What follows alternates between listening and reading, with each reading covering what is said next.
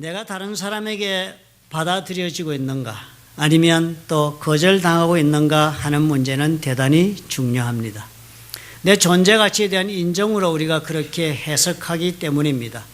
내가 그만큼 필요한 사람이 되는구나 라고 확인하는 것, 그래서 그만큼 내가 가치가 있는 사람이다 하는 인식이 내가 어떻게 인정을 받고 있는가 하는 것에 달려 있을 수가 있습니다.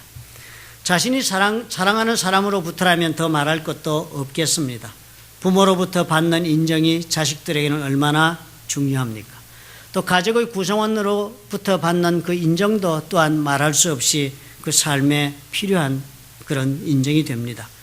나아가서는 가까운 친구나 직장의 동료들이나 아니면 나와 관계하고 있는 모든 사람들로부터 내가 인정을 받고 산다는 것은 그 상대가 나를 받아들여준다는 그런 뜻이 되기 때문에 더더욱 우리 삶 가운데 중요한 일이 됩니다. 그래서 사회생활을 하면서 이렇게 인정을 받는다는 일에 우리는 온 관심을 집중하고 노력하며 살아가는 것이 지극히 당연한 조건 반사적인 일이 되고 있는 것입니다. 우리는 엄청나게 노력을 하지 않습니까? 인정받기 위해서 최선을 다합니다. 그리고 그렇게 해서 내가 상대에게 받아들여질 때 우리는 어떻게 해요? 내 삶이 안정된 것처럼 여겨지고 그리고 또 영혼이 쉼을 얻을 수가 있는 것입니다. 아직도 많은 분들이 기억하고 있을 것입니다. 미국의 유명했던 여자 가수 휘트니 휴스턴. 이 사람은 너무 상을 많이 받아서 기네스북에 가장 상을 많이 받은 연예인으로 그렇게 이름이 올라있을 정도로 성공했던 가수였습니다. 그런데 이분이요, 2012년도 그래미 상 수상식이 있던 그날 저녁에 비벌리 힐튼 호텔의 욕조에서 엎드려 숨진 채로 발견이 됩니다. 대단히 충격적인 사건이었습니다. 가장 성공한 흑인 가수 중에 대표적인 사람이라고 그렇게 인정받았던 사람이었고 또 수많은 사람들이 이 휘트니 휴스턴을 인간적으로도 좋아하고 사랑했습니다. 시체에 부검을 한 결과가 너무나 참혹했습니다. 그동안 이 사람이 어떤 삶을 살아왔던지를 그대로 여실히 보여주는 그런 일이 되었습니다. 뜨거운 욕조의 물에 얼굴은 화상을 입은 채로 그렇게 발견되었고 이마에는 피멍이 들어있고 윗입술과 가슴에는 수도 없이 피멍이 든 상처들이 나 있었습니다. 수년 동안 코케인을 해온 그것 때문에 경막에는 구멍이 나 있었고 심장질환에 걸려서 고생했습니다. 그리고는 검사를 해보니까 마리후아나, 젠타크, 베나드릴 같은 독한 마약 성분이 체내에서 검출이 되고 그리고 그 외에도 수많은 종류의 마약 성분이 검출이 되었다고 합니다. 처참하게 죽은 것이에요. 사람들은 너무나도 의아하게 생각을 했습니다. 이 사람이 성공했을 뿐만 아니라 사랑하는 가족들에게 둘러싸여서 살고 있다고 그렇게 보여졌고 또 열심히 자신의 삶을 추구하면서 성공적인 그런 인생의 가도를 걸어가고 있는 것으로 보였기 때문이었습니다. 왜 이렇게 되었을까요? 가깝게 지내던 사람들이 이런 증거를 합니다. 수년 동안 어시스탄트로 일해왔던 사람이 이렇게 이 사람이 오늘까지 이렇게 지탱해 온 것도 정말 놀랍다 그렇게 말을 하면서 휘트니 휴스턴은 오래전부터 인생의 내리막길을 타고 있었다. 이제 그의 육체가 포기했을 따름이다. 모든 것으로부터 그는 너무나도 지쳐 있었고 정말 지쳐 있었던 것을 나는 알고 있었다. 그렇게 이야기를 합니다. 사실 이 사람이 인기의 정상에 올라갔을 때부터 그때 문제 속에 휩싸이면서 무너져 내리기 시작을 했답니다. 1991년도에는 슈퍼볼에 나가서 그 미국 국가인 The Star Spangled Banner라는 노래를 불렀습니다. 영예로운 자리 아니었습니까? 1992년도에는 처음으로 영화 바디가드에도 출연하고 그리고 그 해는 심혈을 기울인 그런 음반도 출판하고 그리고 또 결혼도 하고 그러면서 참으로 정말 사람이 누릴 수 있는 모든 성공과 행복의 조건들을 찾아가면서 살고 있는 것처럼 보여졌지만 그때부터 이미 이 사람은 마약에 깊이 빠져들고 있었다 합니다. 가까이 옆에서 본 분이 그렇게 설명을 해요. 휘트니는 본래 전혀 자신의 모습과는 다른 모습으로 사람들에게 보여지려고 노력하며 살았다. 이 사람은 사람들에게 아주 여성적이며 또 그리고 소녀답고 그리고 세심한 그런 사람으로 보여주려고 자신이 그렇게 보이려고 무척 노력을 했다. 그러나 실상은 그 여자는 그러지 못했다 하는 것입니다. 이렇게 설명을 했습니다. She was trying to be everyone to everybody. 모든 사람에게 받아들여지는 그런 사람이 되려고 노력을 하며 살았다. 그래서 모든 사람들에게 또한 사랑받기 위하여서 많은 관심을 베풀고 많은 노력을 기울이며 살았다. 그렇게 신경 쓰며 산 결과가 오늘 이렇게 나타났다. 그렇게 말을 한 것입니다. 이 휴스턴이 살아가면서 두 사람이 아주 큰 영향을 준 사람이 있다고 합니다. 첫째가 어머니인데 그 어머니는 본인 스스로가 성공해보고 싶어 했던 그런 사람이었다고 합니다. 가수로서 성공해서 출세하고 싶어 했던 분이었습니다. 그런데 자식에게 자신이 이루지 못한 그 꿈을 이루려고 휘트니 휴스턴에게 엄청난 사랑과 그리고 노력을 쏟아부었습니다. 그리고서는 자기가 이루지 못한 일을 자신의 딸의 삶 속에서 이루려고 노력했습니다. 그러니까 어릴 때부터 그런 사랑과 관심과 압력 속에서 컸으니까 당연히 그 어머니를 기쁘게 하려고 그 어머니의 기대에 부응해서 살려고 휘트니 휴스턴은 최선을 다하고 살았다고 합니다. 또 가수가 되고는 멘토로 일했던 클라이브 데이비스라는 사람이 또 막대한 영향을 발휘했습니다. 이분 덕택에 많은 곡들이 히트하고 그리고 높은 그런 자리까지 올라가는 그런 일이 일어났으니까요. 그런데 이 멘토였던 이 데이비스라는 사람은요, 자신의 곡이 한 번도 메인스트림에 그렇게 차트에 올라가지 못했기 때문에 이 사람 또한 자기가 작곡한 이 곡들이 휴스턴을 통하여서 정말 현실적으로 많은 사람들에게 인정받아야 되겠다는 그런 야망을 가지고 그렇게 일을 했답니다.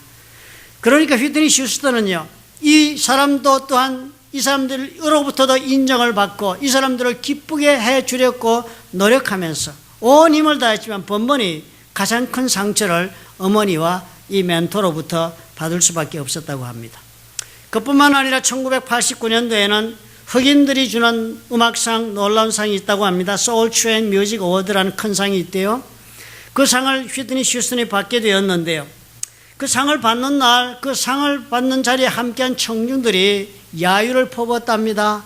휘트니 휴스턴은 이제 흑인들의 그런 노래를 부를 만한 영혼을 가지고 있지 못하다고 그렇게 야유를 퍼붓고 비난을 했다고 합니다. 그랬으니까 얼마나 이 휘트니 휴스턴이 흑인이니까요. 그 마음의 상처가 얼마나 컸겠습니까? 자기 커뮤니티로부터 부인당하는 일을 겪게 되었으니까요.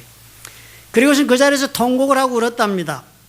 옆에서 본 사람들이요, 그 막중한 삶의 부담을 감당하지 못해서 그렇게 힘들어하는 휘트니 휴스턴의 모습을 보고 그의 삶이 마약에 깊이 빠져드는 것도 이해할 수가 있었다고 합니다. 그리고는 그 모든 노력이 어떻게 해요? 급기야는 이 사람의 모든 힘을 다, 생명력을 다 소진하게 만들고 말지 않았습니까? 슬픈 일이 아니에요? 그만한 재능도 타고났고 성공도 이루었고 그리고 많은 사람들로부터 사랑도 받고 있음에도 불구하고 정작 본인은 그 모든 것을 위해 노력하다가 자신을 죽이고 말았다는 것입니다. 내 존재를 내가 원하는 사람으로부터 인정받는다는 것이 이렇게 중요한 일이 됩니다. 그러나 모든 사람들로부터 인정을 다 원하는 만큼 받고 살 수 있는 사람은 아무도 없다 하는데 고민이 있는 것이 아닙니까? 저와 여러분은 어떻게 살고 있습니까? 우리도 사람마다 정도의 차이는 있을지는 몰라도 우리 각자가 열심으로 나의 사람들로부터 인정을 받아내기 위해서 엄청나게 우리 모두가 다 노력을 하며 살아가고 있는 것이 사실이 아닙니까? 남이 나를 어떻게 평가하고 있는가 이렇게 생각하는 것도 그래서 나를 얼마나 인정하는가로 직결되는 문제이기 때문에 대단히 우리는 신경을 쓰며 남들의 시선을 의식하고 삽니다. 그래서 남들로부터 인정받는 말을 듣거나 혹은 그런 느낌을 받으면 우리는 지극히 평안해하고 그렇지 못하면 우리는 때로는 상처를 받고 슬퍼하기도 하며 그리고 또 불행해하기도 하는 것입니다. 인정받지 못한다 하는 것은 곧 내가 거절당하고 있다는 생각과 연결이 됩니다. 그래서 그 거부감은 나를 불행하게 만들고도 남은 엄청난 상실감으로 발전해 나갈 수도 있는 것입니다. 누구에게나 다 인정을 받고 누구에게나 다 사랑받고 살 수는 없는 것이 현실입니다. 그러나 우리는 필요한 만큼의 인정을 받아야 합니다. 그래야만 우리가 어떻게 해요? 안정적인 삶을 살 수 있기 때문입니다. 어떻게 우리가 만나는 이 다양한 사람들 가운데 또 다양한 이 가치 기준 속에서 우리가 살아가면서 때로는 거부당하는 일을 겪게 되는 것도 피할 수 없는 일이 되는 것이 현실이 아닙니까? 그렇지만 우리가 균형점을 찾기가 어려운 것입니다. 어느 정도 사람들에게서 부인을 당하고 어느 정도 거절을 당해도 괜찮은지를 내 스스로가 가늠하며 살아간다는 일은 결코 쉬운 일이 되지를 못합니다. 능력이 있다고 해서 이 문제에서 자유로운 사람은 아무도 없습니다. 겉으로 보기에는 아무 문제가 없이 살아가는 것처럼 보여지고 행복한 것처럼 보여지며 많은 사람들과 좋은 관계를 이루고 사는 것처럼 보여진다 할지라도 내적으로 전혀 그러지 못할 수가 있습니다. 과도하게 사람들의 나에 대한 눈길을 인식하며 사느라고 지나친 긴장과 부담 속에서 지친 삶을 살아갈 수 있습니다. 그러나 문제는 뭐예요? 내가 진실로 원하는 상대로부터 내가 거부당하고 있다는 그 생각이 들 때 이 문제를 우리가 어떻게 극복하고 살아갈 수 있는가가 중요한 것입니다. 과연 이런 문제를, 이런 느낌을 받고 이런 관계 속에서 내가 거절당하고 있다, 인정받고 있지 못하다는 상황에 처했을 때 나는 과연 어떻게 대응을 해야 하는가가 얼마나 중요한 일이 되겠습니까? 어떤 자세로 내가 앞으로 삶을 살아나가면서 이 관계를 제대로 만들어 나갈 수 있는가 하는 것이 우리 삶의 중요한 그런 조건이 될 수 있는 것입니다. 오늘 읽은 말씀에 이런 구절이 있습니다. 예수께서 이틀이 지남에 거기를 떠나 갈릴리로 가시면서 친히 증거하시기를 예수님이 말씀을 하신 거요. 선지자가 고향에서는 높임을 받지 못한다 하시고 갈릴리에 이르셨다 그랬습니다. 사실 예수님은 어디서 태어나셨습니까? 베들레헴 땅에서 태어났습니다. 베들레헴은 유다 땅에 있는 도시입니다. 그러니까 주님은 선조 대대로의 고향은 베들레헴이었고 그곳에서 태어나서 요셉과 마리아가 그곳에 가서 호적하는 길에 태어났습니다. 그런데 그때 헤롯 대왕의 위협을 받고 요셉과 마리아는 예수님을 데리고 애굽으로 피신을 가지 않습니까? 그래서 헤롯이 죽을 때까지 애굽에 피신해 가 있었습니다. 그래서 헤롯이 죽은 다음에 하나님이 가르쳐주면서 이제 다시 돌아가라 그랬는데요. 그때는 헤롯 죽고 나서 로마 제국이 이 팔레스타인 땅을 헤롯 아들 3명에게 골고루 나누어졌습니다. 그래서 유다 땅과 사마리아 땅은 아들 하나인 헤롯 아킬레오에게 주었고 그 위에 그 위에 갈릴리 땅은 헤롯 안티파스에게 그리고 요단강 동북쪽은 헤롯 빌립에게 이래 땅을 등분해 주면서 그 아들들을 분봉왕으로 세우고 다스리게 했습니다. 그래서 애굽에서 돌아올 때요. 요셉과 마리아가 소문을 들으니까 헤롯 아킬레오는 헤롯 이상으로 포악하다는 소문을 듣고 그 유대 땅으로 다시 돌아가기를 두려워해서 갈릴리 땅으로 올라갑니다. 해변도를 타고 올라가서 갈릴리 땅으로 들어가서 나사렛이라는 곳에서 삶을 살기 시작을 했습니다.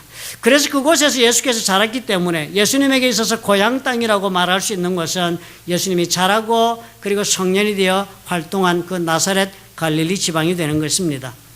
예수께서 그 고향 땅으로 올라가면서 말씀하신 거예요. 선지자가 고향에서는 높임을 받지 못한다. 사실 예루살렘에서는 예수께서 그 많은 일을 하시지 않았습니까? 예수께서 유다 땅에서 일을 쭉 하시면서 유대 지경에 머물고 싶어 하셨는지도 모릅니다. 그런데요, 바리새인들이 소문을 들은 거요. 세례를 주는 일이 세례 요한보다 훨씬 많은 사람들에게 지금 예수님이 세례를 주고 있다 하는 소문이 바닥에 퍼지니까 바리새인들이 예수님을 경계하기 시작을 했던 것입니다. 유대 지도층들의 이런 경계함을 피부로 직접 느끼게 되자 주님께서는 이 유다 지경을 떠나야겠다. 행정국이 다른 왕이 다스리고 있는 갈릴리 땅으로 가야 되겠다 해서 고향 땅에서 선지자가 배척을 당한다는 것을 알며도 불구하시고 그 길을 굳이 올라가신 길이 된 것입니다. 그곳으로 올라가시면서 주님께서 보면 그 선지자가 고향에 높임을 받지 못하던 그곳에서 나사렛 그곳에서는 사실 누가복음에 보면 배척받지 못한 사건을 이렇게 또한 적어놓고도 있는 것입니다. 누가복음 4장 14절에 보면 주님의 사역이 이렇게 적혀 있어요. 예수께서 성령의 권능으로 갈릴리에 돌아가시니 그 소문이 사방에 퍼졌고 친히 그 여러 회당에서 가르치심에 뭇사람에게 칭송을 받으니라. 갈릴리 땅에서 주님 말씀 전하고 사역하고자 많은 사람들에게 호응이 크니까 그런 곳에서 말씀 전하다가 예수께서 자라나신 곳 나사렛에 이르렀다고 그랬습니다. 나사렛 자기 동네로 찾아갔습니다. 안식일에 자기 규례대로 회당에 들어가서 성경을 읽으려고 서심해 그렇게 나사렛 회당에서 예수께서 이사야서를 펴서 말씀을 읽었습니다. 성도들 앞에서. 그랬더니요, 사람들이 하나님의 말씀을 듣고는 듣는데 하는 말이 그랬습니다. 이 사람이 요셉의 아들이 아니냐. 예수님 말씀을 전하니까 그 말씀이 은혜가 된다든지 그 말씀을 은혜로 받아들이고 하나님이 지금 우리에게 무슨 메시지를 주는 게 이렇게 받아들이지 않고요. 이 사람이 요셉의 아들이잖아. 그런데 이 사람이 지금 우리 앞에서 무슨 일을 하고 있는 거야? 라는 회의의 눈초리로 바라보았던 것입니다. 그랬더니 주님께서 말씀하셨습니다. 이 모습들을 보고 너희가 반드시 내게 말하기를 우리의 들은 바 가버나움에서 행한 일을 여기서도 행하라 하리라. 주님이 그 사람들 보고 그런 거예요. 그 태도들을 보고는 주님이 너희들이 지금 나에게 반드시 말할 것이다. 가버나움 이런 곳에서 내가 행한 그 모든 기사와 이적 그 표적을 지금 내가 너희들 앞에서 행하라고 말할 태세들이구나 라고 주님 말씀하셨어요. 말씀 받아들인 태도들을 보니까 거부하고 있으니까 이 말을 들은 나사렛 사람들이 격분을 했습니다. 그리고서는 회당에 있는 자들이 이것을 듣고 분이 가득했다. 그리고 일어나서 동네 밖으로 예수님을 쫓아냈습니다. 어디까지 밀고 갔습니까? 그 동네가 건설된 산 낭떠러지까지 끌고 가서 예수님 끌고 간 거예요. 그리고 밀쳐 내리치고자 했다. 죽이려 했습니다. 주님의 능력으로 피해서 나오셨다고 성경은 적어놓았습니다. 대단한 폭력 사태까지 가고 말았습니다. 이런 곳이 어디입니까? 주님이 말씀하는 갈릴리 고향 땅이었습니다. 뭐예요 지금 주님 모습이요? 다른 어떤 곳에서는 환영도 받고 높임을 받고 그랬지만 정작 자신이 자라난 자신이 함께 자란 친구들도 있을 것입니다. 자기 아버지와 잘 알고 있는 친척들도 그곳에 있을 것입니다. 자기와 가장 가까운 사람들이 살고 있는 나사렛은 어떻게 해요? 인정받지 못하는 정도를 지나쳐서 저들의 폭력에 밀려서 죽을 뻔한 일도 당한 곳이 나사렛이 되고 마는 것이 아닙니까? 사실 여러분 어때요? 우리가 바깥에 살면서 우리 느끼지 않습니까? 세상 사람들이 우리를 보고 좀 뭐라 한들 그것이 크게 우리에게 부담이 되거나 상처가 되거나 그렇지 않습니다. 그러나 정작 내가 속한 곳, 정작 내가 믿고 있는 사람들, 정작 내가 사랑하고 있는 사람들이 나를 거부한다면 어떻게 돼요? 모든 바깥에서 내가 받고 있는 그 많은 인정도, 그 많은 칭송도 빛을 발하고 마는 것입니다. 빛을 잃고 마는 것이요. 휘트니 휴스턴이 그런 경우 아니었습니까? 가장 가까운 데서 자기 자신을 도와주던 그 멘토나 그 어머니, 그 사람들을 만족시키기 위해 휘트니 휴스턴은 엄청난 힘을 쏟은 거예요. 그러지 않아도 되는데 얼마든지 자기와 함께 할 수 있는 사람이 수도 없이 많은데도 그러다가 자신이 탈진하고 만 것입니다. 예수님의 경우는 어때요? 그와 못지않은 것입니다. 목숨의 위협을 받을 정도의 거부를 받았습니다. 그런 나라의 사람들로부터 핀찬을 받고 목숨의 위협을 당하고 그러면서 거부를 당한 곳이 그곳이었습니다. 그럼에도 불구하고 주님은 어떻게 갈릴리 땅의 삶을 보내셨던가를 우리가 보므로 우리가 거부당할 때, 인정받지 못할 때 우리는 어떤 자세를 가지고 살면 좋을까 하는 지혜를 얻을 수가 있습니다. 첫 번째로 주님이 우리에게 무슨 모습 보여주었습니까? 사람의 인정을 받는 것은 중요한 일이 아니라는 거예요. 우리가 하나님의 뜻을 따라 살고 하나님의 인정받는 일이 무엇보다 중요하다는 것을 기억하고 살아라 합니다. 뻔히 자신을 거부하는 사람들임을 알았습니다. 그렇지만 결코 예수님은 자기를 거부하는 사람들과 더불어 사는 문제 때문에 고민하지 않았습니다. 선지자가 고향에서는 높임을 받지 못한다. 이곳 갈릴리에서는 나는 결코 인정받지 못할 거야. 그러시면서도 주님은 갈릴리로 가신 거예요. 왜 갔습니까? 하나님께서 원하시는 일을 내가 해야 하겠다는 마음이 확고했기 때문에 그곳으로 올라간 것입니다. 우리가 이 점을 중요하게 생각해야 합니다. 우리는 언제나 내가 앞으로 행하고 있는 일의 결과를 예측해 본 다음에 그 결과가 내가 원하는 결과가 혹은 예상하는 대로 나올 것 같은지 혹은 내가 원하는 방향으로 진행될 것 같을 경우에 우리는 행동을 하고자 합니다. 결과를 보고 우리는 진행하려고 해요. 그러나 예수님은 그러시네요. 그 결과에 연연하지 말라 하시는 것입니다. 그 결과가 나를 받아들이건 나를 거부하든 그것이 성공으로 나타나든 실패로 나타나든 그것에 연연하지 말고 우리가 행동으로 나아갈 때는 무엇을 근거로 하라고요? 하나님께서 나를 향하여 가지고 계신 뜻을 가지고 나아가라. 주님이 기뻐하시는 일을 하도록 내 마음에 결정하고 나가는 삶이 중요한 것이지 사람의 눈에 들고 안 들고가 그것이 결코 중요한 일이 되어서는 안 된다는 것을 재확인해 주지 않습니까? 사람들의 인정은 오늘 있다가 내일 사라지기도 합니다. 예수님의 생애 속에서도 그런 일은 수도 없이 일어났습니다. 지금 이렇게 갈릴리로 가실 때 사마리아에서는 어떤 대접을 받았습니까? 엄청난 환영을 받지 않았습니까? 사마리아 여인이 회심한 사건을 통해서 사마리아 전체 사람들이 예수님을 당신은 정말 우리 눈으로 보니 확실한 메시아라고 인정하고 대환영을 하고 이틀씩이나 함께 머물게 했습니다. 그렇게 사마리아 땅 지나서 지금 갈릴리로 가셨는데요. 주님이 갈릴리 땅에 사역하다가 여러분 성경 한번 쭉 읽어나가 보십시오. 성천하실 기약의 때가 가까워서 다시 예루살렘으로 가기 위하여 사마리아 땅으로 들어가게 됐습니다. 그래서 이번에는 예전에 그토록 주님을 환영했던 사람들이 사는 사마리아 땅이니까 제자들을 앞서 보냈습니다.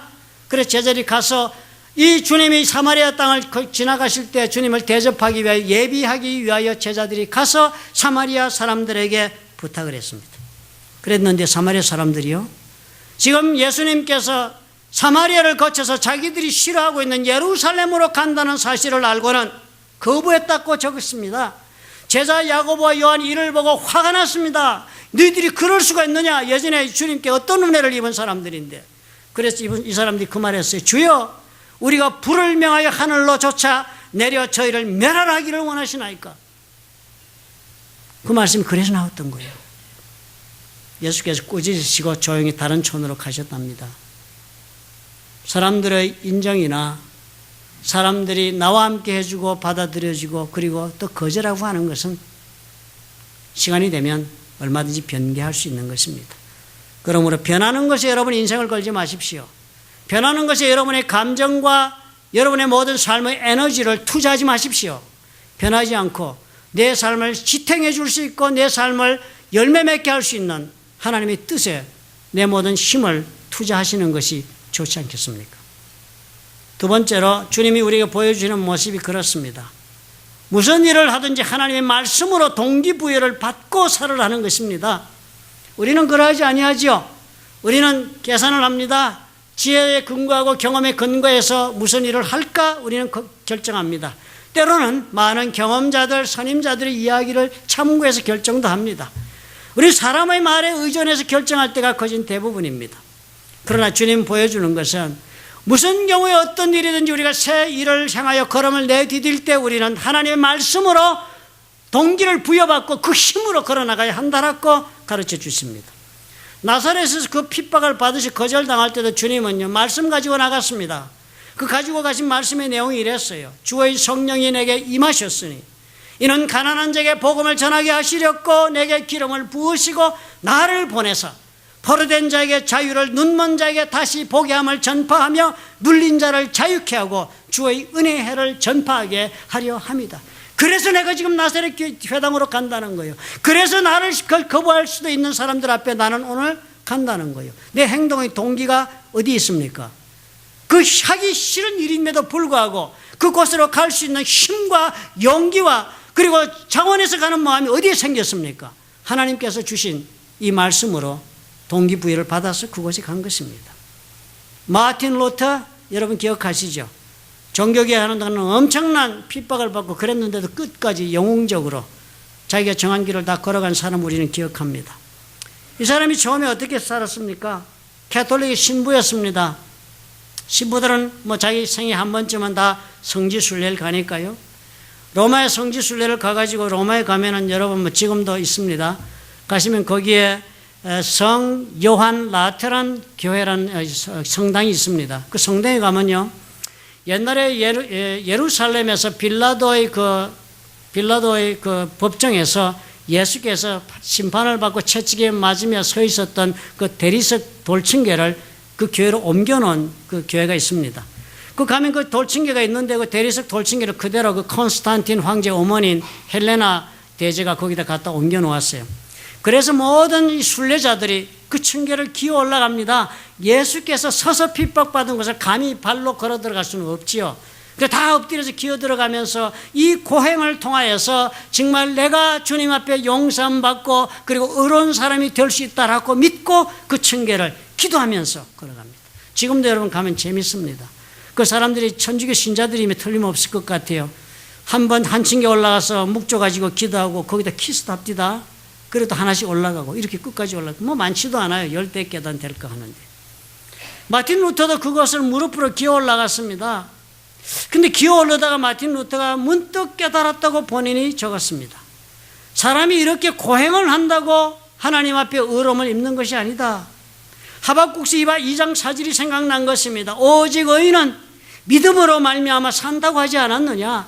우리가 예수 그리스도의 십자가 보혈의 공로를 믿고 우리가 의로운 사람이 되는 것이지, 이렇게 고행을 한다고 그렇게 해서 우리가 어렵다면 입는 것이 아니다라는 깨달음을 얻었습니다. 그리고 그 이후 마틴 루터는 이 말씀이 자신의 삶의 모든 동기가 되었습니다. 오직 의인은 믿음으로 말미암아 산다. 종교개혁이 반역사건 아닙니까? 캐톨릭에서 보면 얼마나 어려운 박해를 받았어요. 배척당하고 생명의 위협을 받고. 그런데 이 사람은 어떻게 해요? 굳굳이 나갔습니다. 자신의 삶의 동기가 성경의 말씀에 있었기 때문입니다. 그는 믿었어요. 하나님의 말씀을 떠나서는 우리는 볼 수도 없고 들을 수도 없고 깨달을 수도 없다. 또 말씀을 떠나서는 하나님은 그 어떤 경우에라도 사람들에게 응답조차 하지 않으신다. 그렇게 믿었습니다. 성경에 기록된 말씀이 아무런 목적도 없이 기록되어 있겠느냐? 하나님이 성경 말씀을 기록했을 때는 까닭이 있으니까 이것이 바로 우리의 삶의 동기가 되어야 한다. 그는 그렇게 믿고 살았습니다. 그래서 그는 그 힘든 인생길 다 걸어갔고 하나님께서 계획하셨던 바를 자신의 삶 속에서 다 이루었던 것입니다. 우리는 오늘 어떻게 삽니까? 예수를 믿으면서. 과연 하나님의 말씀이 저와 여러분의 삶에 얼마만 중요성을 가지고 지금 이끌어가고 있습니까?